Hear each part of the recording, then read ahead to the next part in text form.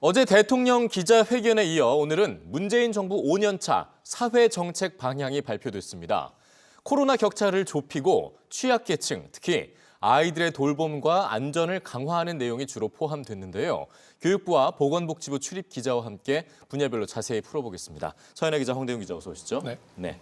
자, 먼저 서연아 기자, 전반적인 방향에서부터 좀 짚어보고 싶은데요. 역시 코로나 상황을 좀 반영한 과제들이 많이 보였죠. 예, 그렇습니다. 먼저 사회관계 장관의 회의를 주관한 유은혜 부총리 발언부터 들어보시겠습니다. 예. 2021년 올 한 해를 사회 안전망을 더욱 촘촘하게 안착시켜서 국민의 일상을 회복하고 코로나 이후의 사회 변화를 선제적으로 준비해서 대한민국이 미래로 도약하도록. 네, 주목할 만한 과제가 크게 세 가지입니다. 이 포용과 안전 그리고 혁신인데요. 예. 먼저 포용은 코로나 격차를 좁히겠다는 의미입니다.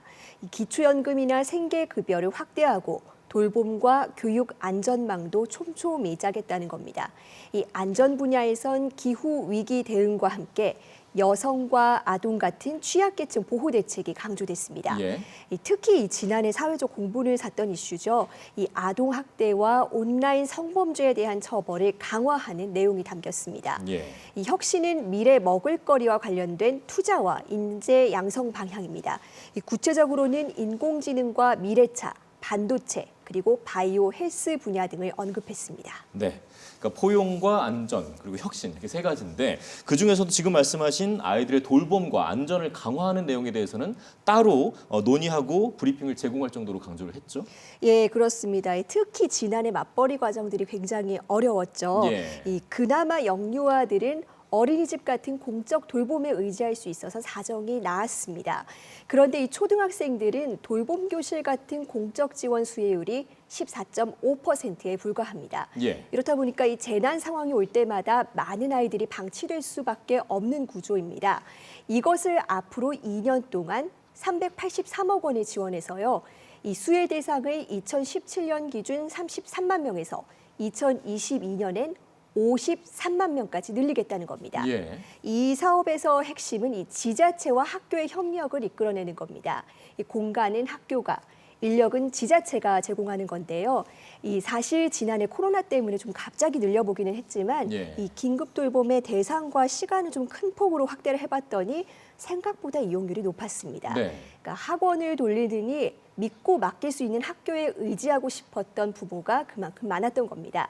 그렇다고 언제까지 학교 희생에만 기댈 수는 없으니까요. 이 지자체의 예산과 인력도 흡수해서 아침과 저녁 돌봄까지 어린이집처럼 촘촘하게 제공을 해보겠다는 겁니다. 예. 그런데 이렇게 수혜 대상을 늘려도 이 수요에는 아직 크게 못 미치는 데다 이 돌봄 전담사들이 파업까지 불사하면서 지자체 이관에 반대하고 있어서 이 논란은 당분간 이어질 것으로 보입니다. 예, 해결해야 할 과제는 계속 남아 있죠. 자, 이어서 아동 학대 대응 체제를 강화하는 방안에 대해서도 좀 짚어보도록 하겠습니다. 황대웅 기자. 네.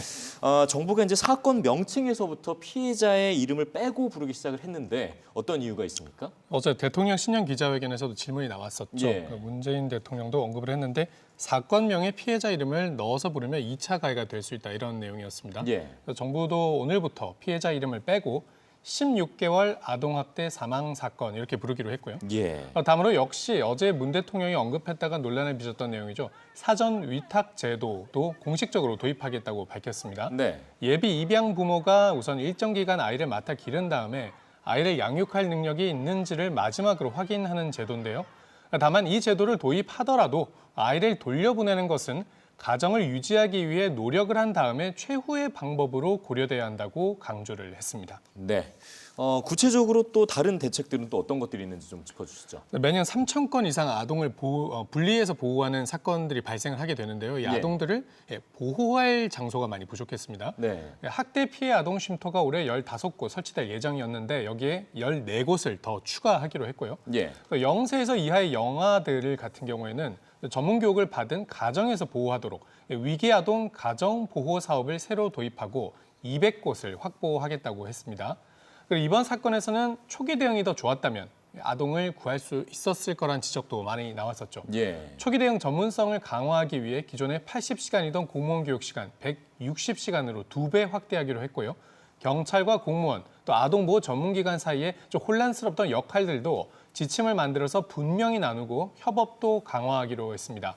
또 이런 인력들이 법적인 책임을 질까 봐 현장에서 적극적인 조치를 못하는 경우가 많다는 얘기도 있었는데요. 그래서 업무 지침에 따라 합리적인 판단을 했을 경우에는 민형사상 책임을 부담하지 않도록 법적 근거도 마련하기로 했습니다. 예. 이 밖에 각 분야에서 이제 필요한 인력들을 다양하게 확충하기로 했는데 얼마나 할지가 지켜봐야 될 문제고요. 예. 국가와 지자체 책임을 좀 더 강화하는 방향으로 입양 특례법 개정안도 마련할 예정입니다.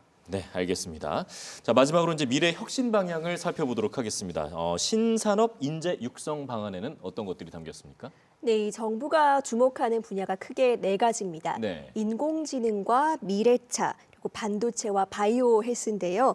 이런 분야에 맞춰서 이 특화대학을 육성하고 프로젝트 기반 수업을 통해서 18만 명의 인재를 양성하기로 했습니다. 특히 인공지능의 경우 초등학교 때부터 관련 교육을 강화하기로 했고요. 이 원격 수업도 미래 교육의 한 방향으로 보고 10억 원의 기초학력 지원센터 예산을 투입해서 소규모 보충 지도 같은 보완 대책도 마련할 방침입니다. 네. 자, 이런 사회 정책 방향들이 좀 잘 수행이 돼서 우리가 좀 그런 사회를 살 수 있도록 좀 많이 노력이 필요할 것 같습니다. 자, 오늘 말씀 잘 들었습니다. 고맙습니다.